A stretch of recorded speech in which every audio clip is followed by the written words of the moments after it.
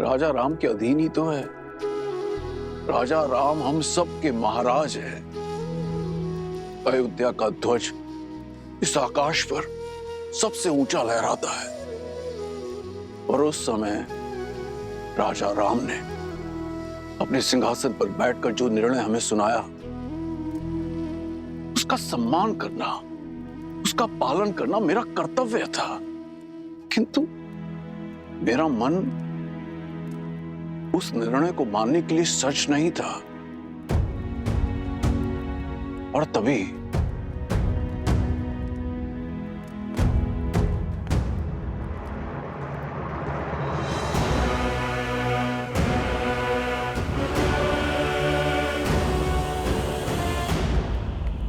पुत्री सीता ने मुझे यह पत्र भेजा था जो उसने अयोध्या छोड़ते समय लिखा था।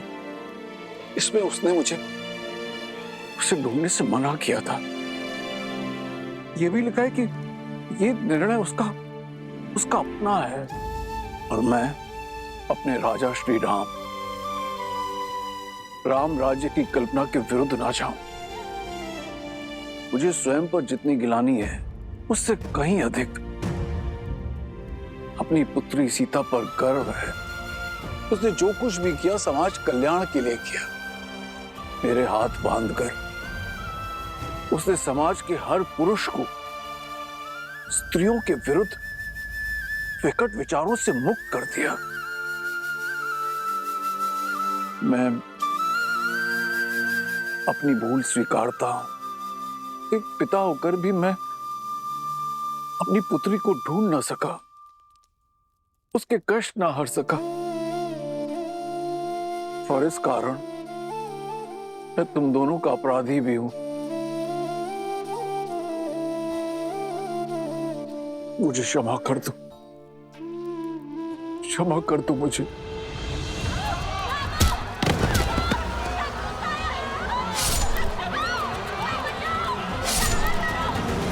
क्षमा कर दो मुझे।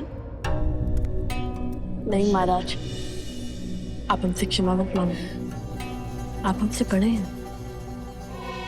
बड़ा होकर भी बड़प्पन तो नहीं दिखा पाया ना। यदि मैंने अपनी पुत्री को ढूंढने का प्रयत्न किया होता तो मुझे ये तो ज्ञात होता कि मेरे दो नाती और भी हैं।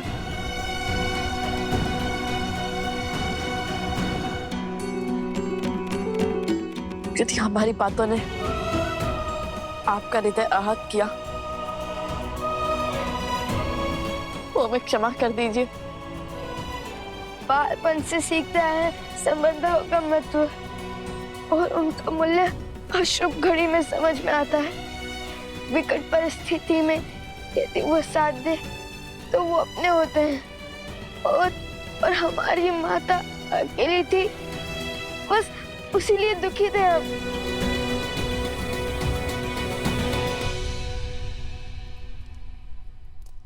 आंसू पोछिए नानाश्री।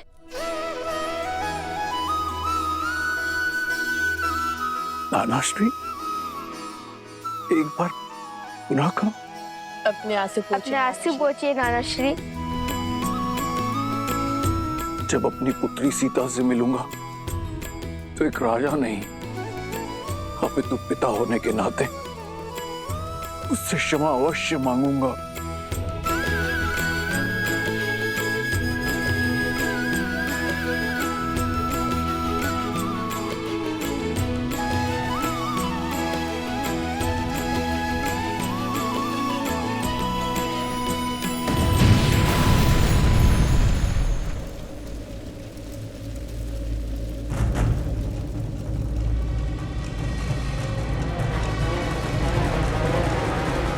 राम और सीता के पुत्र अयोध्या के लवकुश कहाँ है?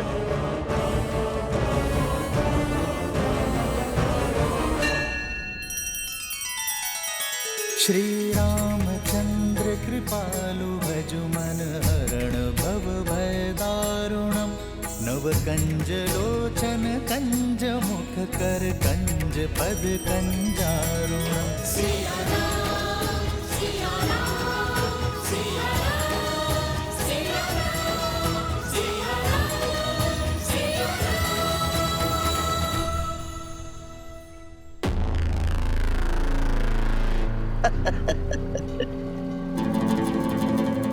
कहने को श्री राम की परछाई, श्री राम,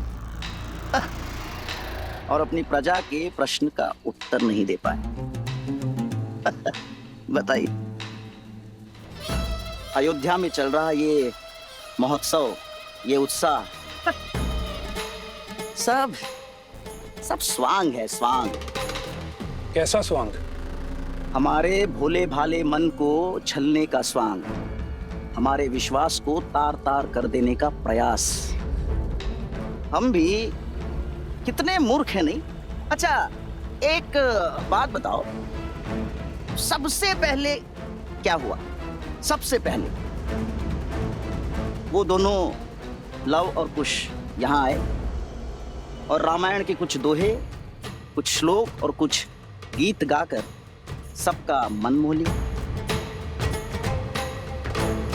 और फिर स्वयं को राम भक्त कहने वाले लवकुश ने अश्वमेध के अश्व को रोका, अपने बाणों से सबको मूर्छित किया, और तो और श्री राम से भी युद्ध किया। और सोचो, जिनसे रावण ना जीत पाया वो श्री राम लवकुश के सामने कुछ न कर सके। और फिर श्री राम ने अपने ही शत्रुओं को यहाँ यज्ञ में आमंत्रित किया। आपको महारानी सीता के दर्शन करने हैं ना, आइए यज्ञ स्थल पर। बात तो उचित है। और फिर जब अयोध्यावासी लवकुश के विरुद्ध हो गए, तब स्वयं हनुमान जी उन्हें बचाकर ले गए। और तभी हनुमान जी, श्री राम और लवकुश ने मिलकर एक षड्यंत्र रचा। उसी षड्यंत्र के अधीन यहां लवकुश ने सबसे पहले सभी स्त्रियों के भीतर प्रतिशोध की चिंगारी भड़काई। वहां श्री राम ने सभापतियों और मंत्रियों की पत्नियों को सभा में बुला लिया। और इतना ही नहीं, लवकुश की उद्दंडता का समर्थन भी किया। और फिर लवकुश ने प्रजा के भावों के साथ खेलकर रामायण के स्थान पर सीतायन का गान आरंभ कर दिया। और हमें बहलाकर यह सत्य प्रकट किया कि वो दोनों और कोई नहीं, देवी सीता के पुत्र हैं। हम बह गए भावनाओं में, हैं?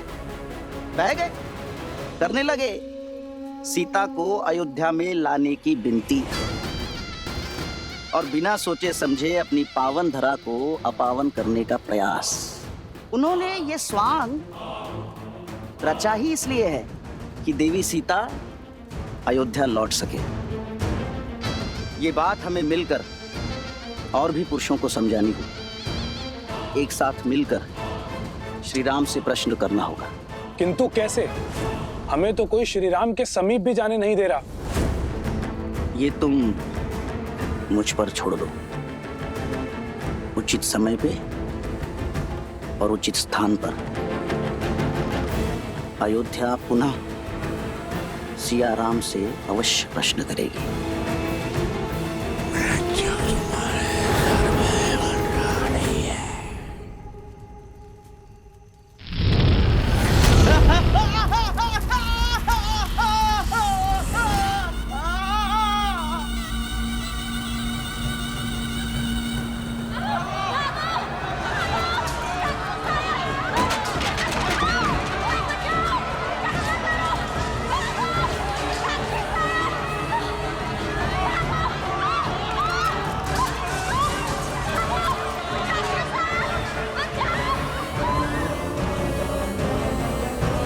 अयोध्या के लवकुश बाहर आओ।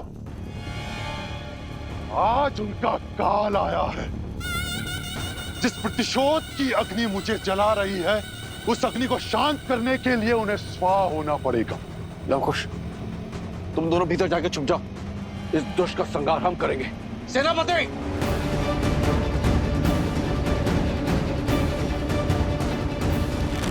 नहीं नानाश्री, रघुकुल का नियम है कि जिसे ललकार मिले वही प्रहार का उत्तर देता है और ये हमें पुकार रहा है। तो इसका भी सामना हम ही करेंगे। नहीं, मेरी सीता तो मुझसे दूर हो गई, पर उसके अंशों को दूर नहीं होने दूंगी। नहीं।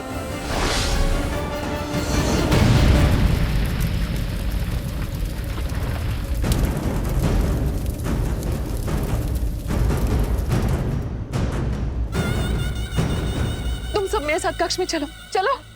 नहीं नानी माँ, आप भूल गई, हम सिया के और रघुकुल के राम के पुत्र हैं। हमें कुछ नहीं हो सकता। ये हमारा एक रघुवंशी का वचन है कि हम सुरक्षित लौटेंगे, और वो भी उस असुर का सर्वनाश करके।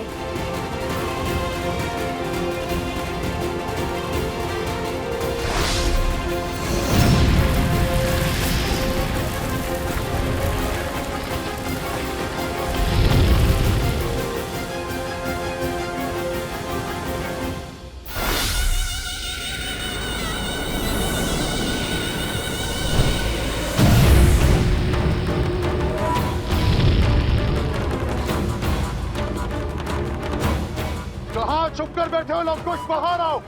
पिंगलाश तुम्हें चुनौती दे रहा है।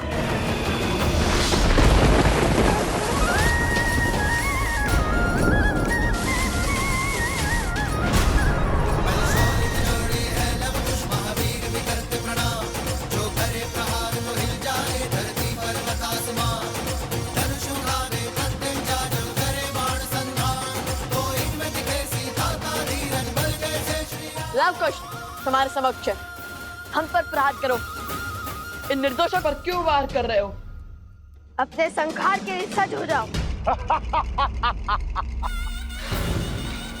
आकार से बड़े शब्द हैं तुम्हारे। आज वर्षों से जल रही मेरी प्रतिशोध की अग्नि शांत होगी। शीघ्र ही ज्ञात होगा तुम्हें। आक्रमण! तुम दोनों के अंत के बाद तुम्हारे रक्तपान से होगी मेरी अग्नि शांत।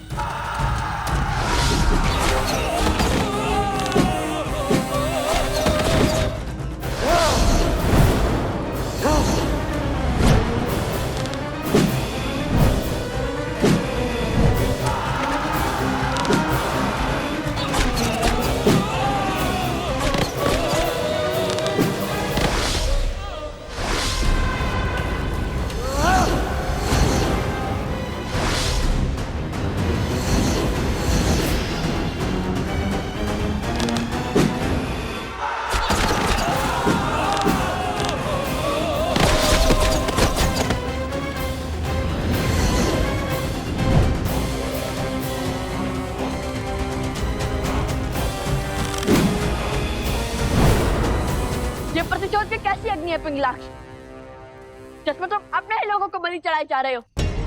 बताओ, इस अधर्म के भागी क्यों बन रहे हो? हमसे तुम्हारी क्या शत्रुता है?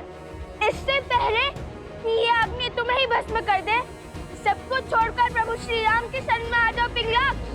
बस! सेना हर ओर से आक्रमण करो, आगे बढ़ो।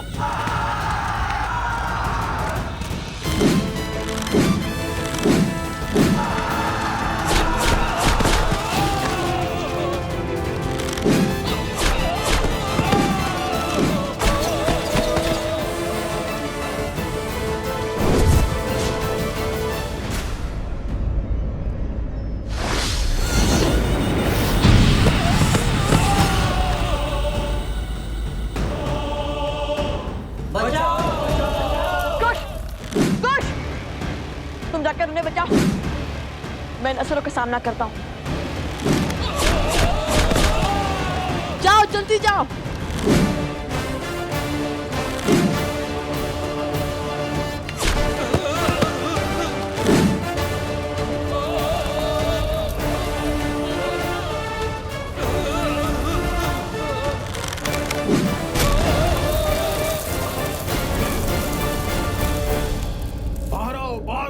सब लोग बाहर आइए, इस ओर चलिए। शीघ्र कीजिए सैनिकों, शीघ्र कीजिए। जब दो हिरण को एक साथ अखेट करना कठिन होता है, तो उन्हें एक दूसरे से दूर कर अकेला करना ही उचित होता है। शीघ्र कीजिए, सब सुरक्षित तो है ना? जाइए जाइए।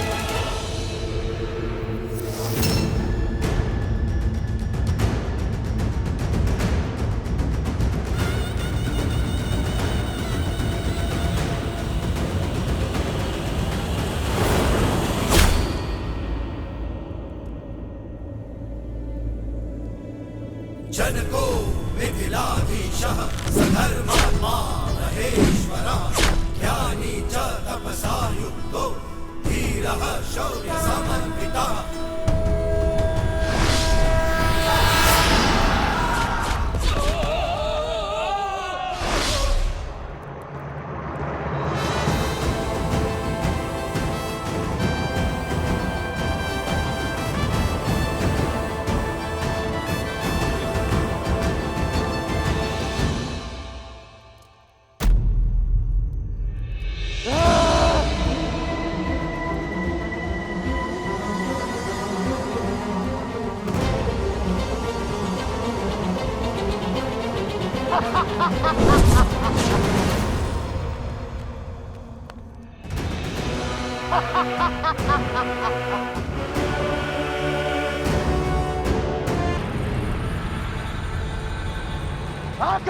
सावधान असो।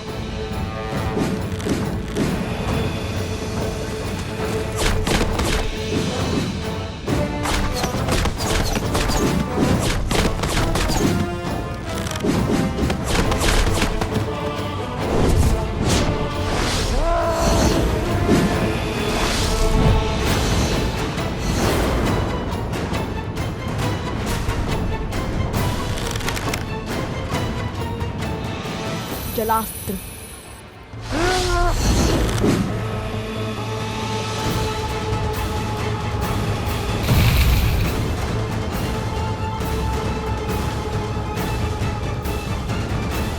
जलास्त्र। जलास्त्र।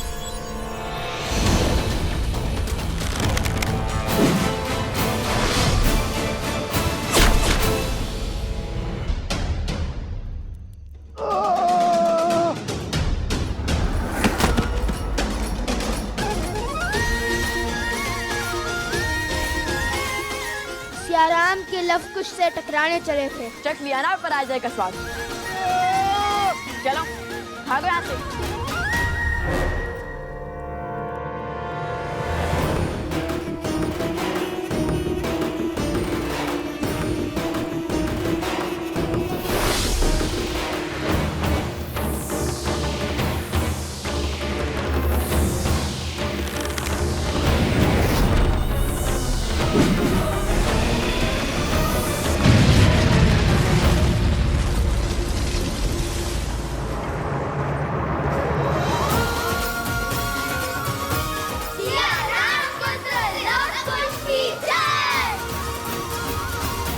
कौन था ये?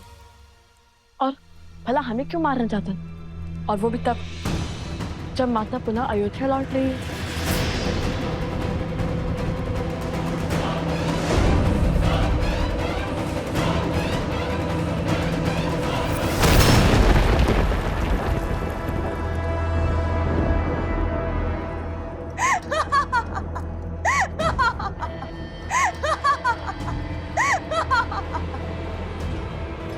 मेरा सेवक तुम्हारा अंत नहीं कर पाया तो क्या हुआ? मैं शूर्पणखा करूंगी तुम्हारा अंत।